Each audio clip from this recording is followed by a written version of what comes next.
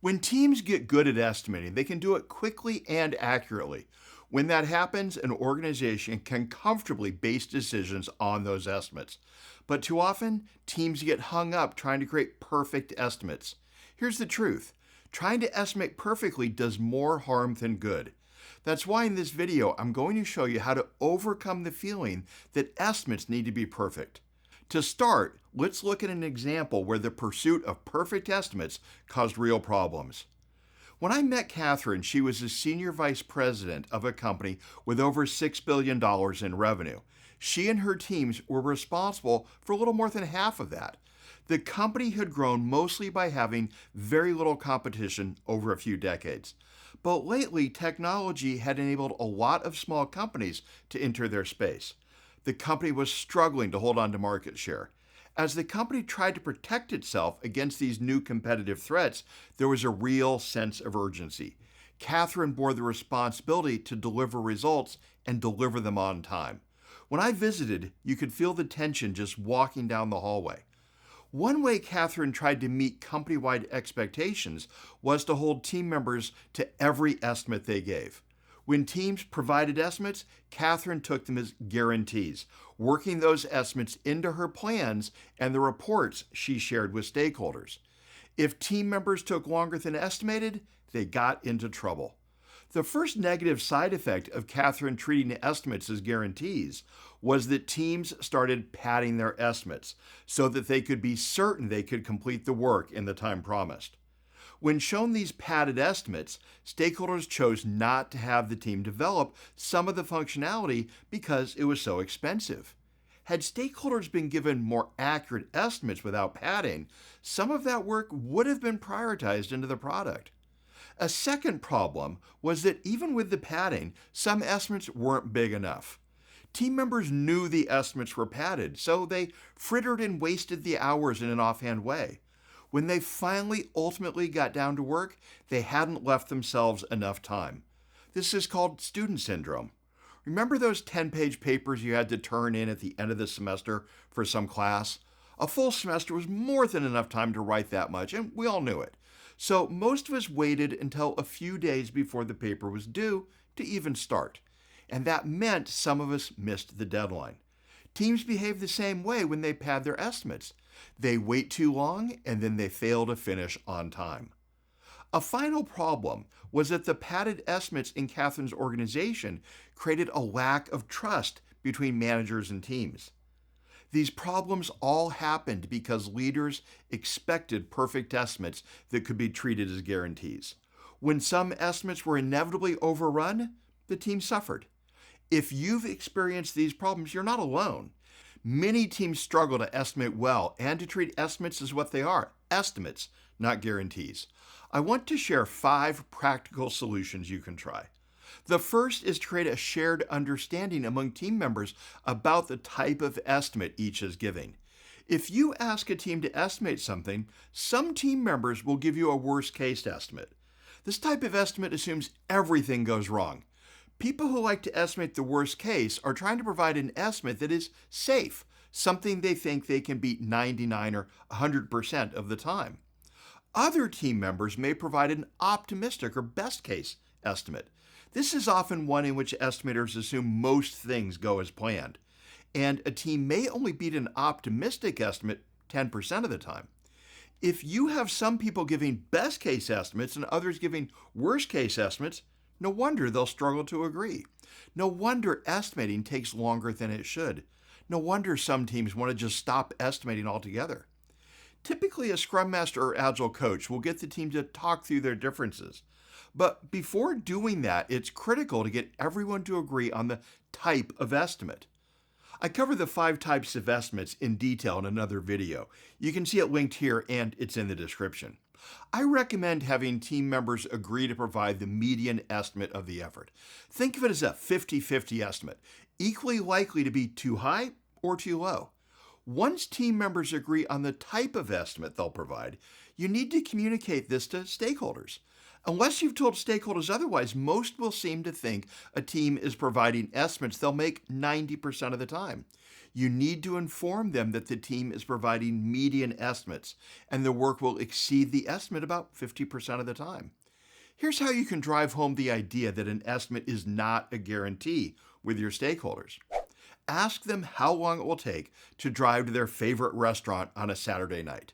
Be clear that you want a 50-50 estimate. Let's say a stakeholder estimates this as 30 minutes. Next, ask the person for an estimate they are 100% confident in. This means if they drove to that restaurant on 1,000 Saturdays, every drive would take less than that estimate.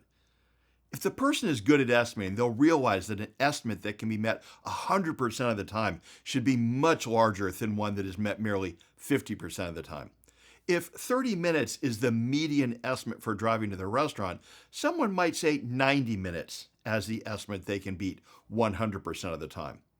If the person only increases the estimate a little, say from 30 to 45 minutes, ask them to consider everything that could possibly go wrong on the drive to the restaurant. Car breakdown, tornado, road closure, a traffic ticket, Godzilla, or even all of these on the same drive. An estimate that can be beaten 100% of the time is a guarantee, and a guarantee will be much larger than a 50-50 or median estimate. When you explain it this way, most stakeholders, bosses, clients, and customers will understand that estimates are not guarantees. They probably haven't thought about it this way before, but neither have most team members, which is why I suggested having this conversation with the team first. Once everyone agrees on using median estimates and understands what that means, it's time to take the third step to help your team avoid getting hung up on creating perfect estimates. And that is to give stakeholders an accurate plan, even though the estimates that make up that plan aren't perfect. Reasonable stakeholders aren't going to get mad that some estimates turn out to be too low. After all, you've told them you're using median estimates. What stakeholders get mad about is when the overall project is late. The best way to add accuracy to a plan is to express the plan as a range. Instead of telling stakeholders you'll deliver 10 features by a given date, say that you'll deliver 8 to 11. Or instead of promising to deliver in 5 iterations, say it will be 4 to 6. This leads to a fourth thing you can do to help a team that is getting hung up by trying to create perfect estimates. Get estimates right on average. Team members often obsess over estimating each item perfectly because they think that's the only way to be right. It's much easier and faster to instead be right on average. This requires two things. First, estimate a large number of small things. This is necessary so that errors average out. You can't have a product backlog of 8 items and expect errors to average out. With that few items, it's very possible that they could all be over or underestimated. Fortunately, most Agile teams have product backlogs big enough that this won't be a problem.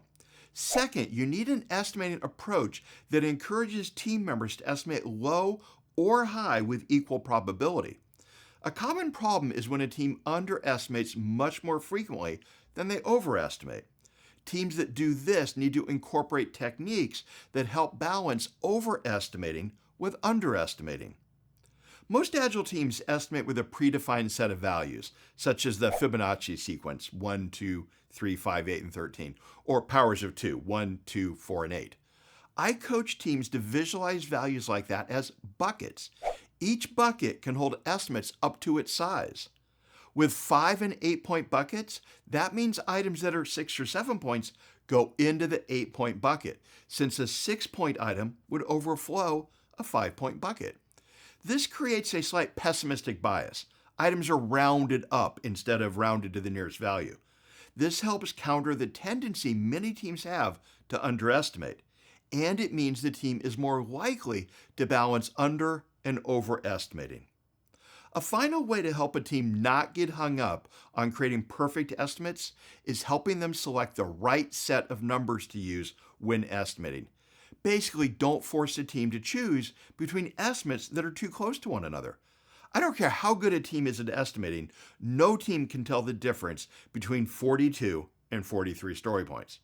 So make sure your team is using a set of numbers that are far enough apart to matter.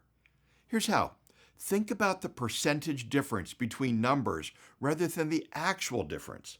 The difference between a 1-point story and a 2-point story is 100%. The difference between 42 and 43, just over 2%. This is why the Fibonacci sequence got popular for estimating. For numbers above 3, each is roughly 2/3 larger than the previous. Many teams feel that's a big enough difference to be discernible. Other teams use a sequence like 1, 2, 4, 8, and 16, simply doubling each item for a 100% difference between values. These 5 techniques work well to reset the expectation of estimates and how they're going to be used. I've seen significant improvements with teams' estimates just by having these conversations.